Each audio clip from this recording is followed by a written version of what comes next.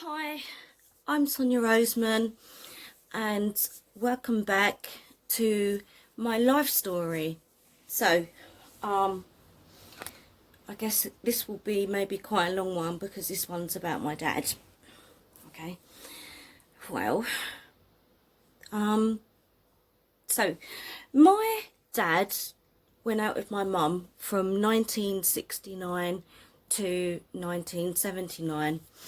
And they had it was a good relationship for a while, as I heard it. But then he had an eye for the ladies a lot. All right, so basically he didn't change his ways, and Mum just felt, that I can't take this anymore. So that eventually ended. But she always wanted to be with him, like she always wanted to get back with him, and she hoped that he would change. Okay.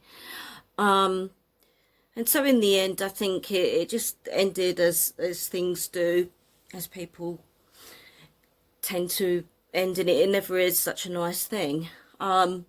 So he was never put on my birth certificate.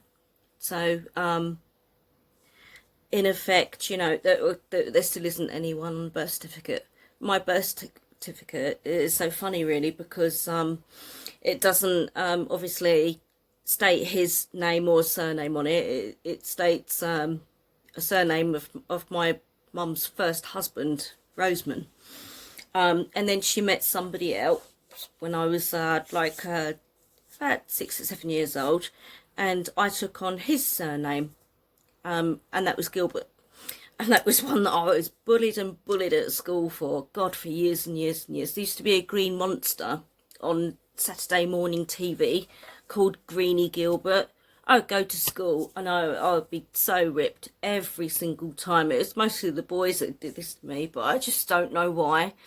But yeah, they did. And when I got older and that relationship broke up, my mum married that man, and it broke up in the end. He was okay as a stepdad for a while, and I changed my name back to Roseman, even though it's, as I say, it's not really my natural surname.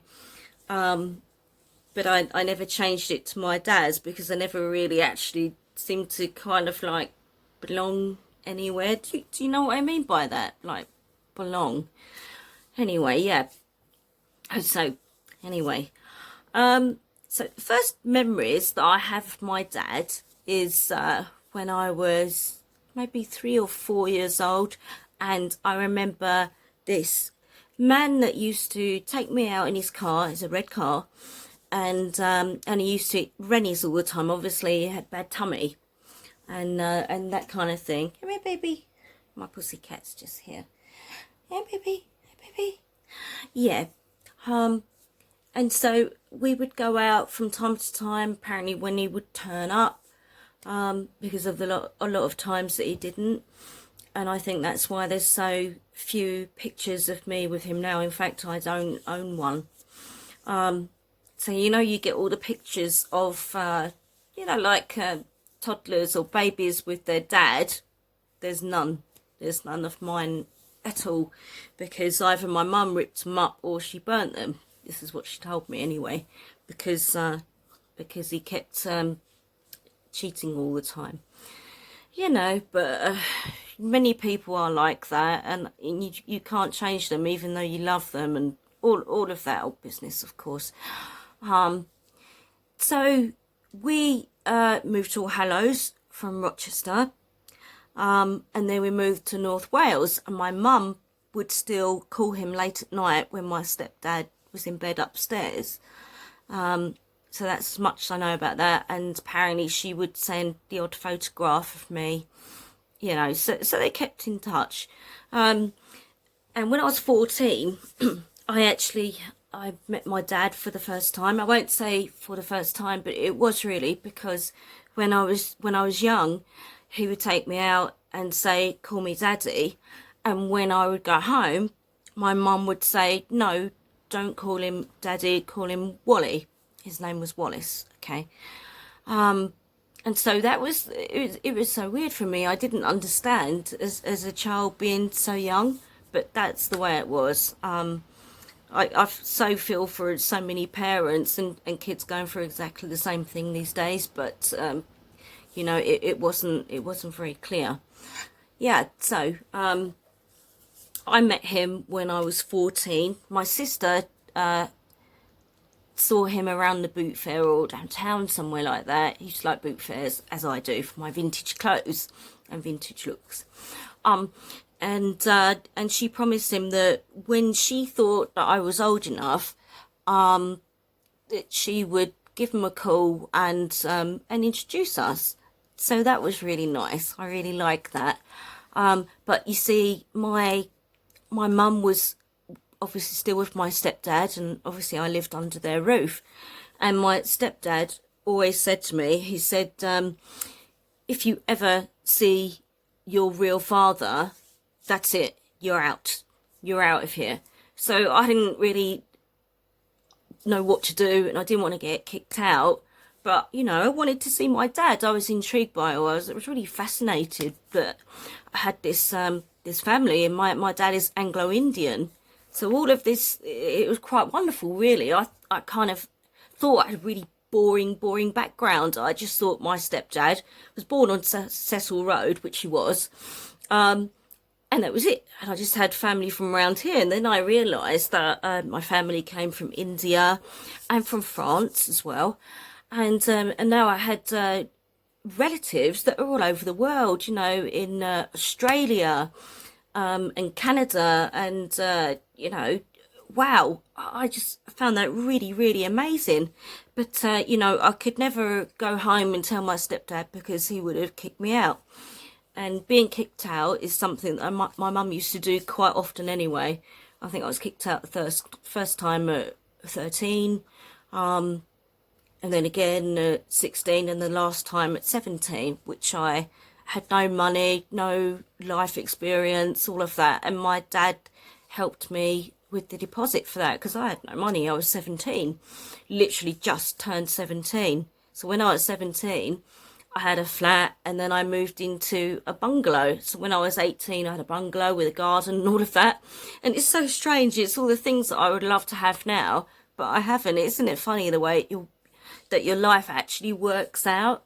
And it's nowhere near how you think it's going to be. I had always hoped that I would find, you know, the man of my dreams that would just love me for not being perfect and all of that, for all the things, you know, that I am, unfortunately. So anyway, apart from that, I decided to be on my own for 2 years now, but that's okay. Yeah, going back to my dad, right? So, yeah, so he came over to my sister's flat in Borstal. She lived on Sunderland Close, and crikey, I just did not know how to be around him. I thought, oh wow, that man's really my dad, not this bloke that, you know, for years and years that I was forced to cuddle and hug and all of that. Like, this is your dad, call him dad, call Steve dad. And I was like, well, you know, this little guy who was so funny, and oh, he's just fantastic, and a great smile. And I've been told that I've got a funny laugh, like maybe an annoying laugh to some people, but you know, hey ho. It takes all kinds to make a world, yeah. So yeah, I found out that me and my dad had almost the same laugh, and so that was absolutely brilliant. I love that. It was fantastic. And then I found out I had a younger brother and sister too. So there's 10, 11 years difference between my sister and me. She's older. And now there's 10 and 11 years difference between my younger brother and sister. So that was great. So yeah, from that, I began to have a relationship with him, you know. So obviously he wasn't there for school days, anything, no first days of school, and there's no pictures of us. And I must say to you that sometimes when I see pictures of like babies and their dads, or video or anything like that, there's nothing of my dad. because he told me honestly. My dad was always graciously honest with me. He said, I didn't want you. He said, I didn't want you because you were a girl. And back then, you couldn't know at 6 months, like when you went and had the scan and stuff, it wouldn't tell you what it was. It would just tell you there was a baby in there. And he said, no, he said, I didn't want you. I wanted a boy. And I said, well, tough dad, I said, I'm here now. And and one of the last things that he said to me before he passed away, he goes, I'm very, very proud of you. So that's the beginning of that part. And I shall add the next part in a minute. Thank you for listening. I find this all very, very soothing and cathartic. And it's nice to get things out. Please give me a follow or a subscribe. I'm trying to grow my YouTube channel with my life story and my vintage makeup and hair and clothes and all of that. And my films are out there too, Yeah, there's lots of films out there, or anything that you might go and look up. It's all good. It's all good. Yeah, I think I'm blabbering a little bit now, so I'll let you go. Thank you. Thanks for watching so much. It means a lot to me. Thank you so much. And I'll see you next time. Thank you. Bye.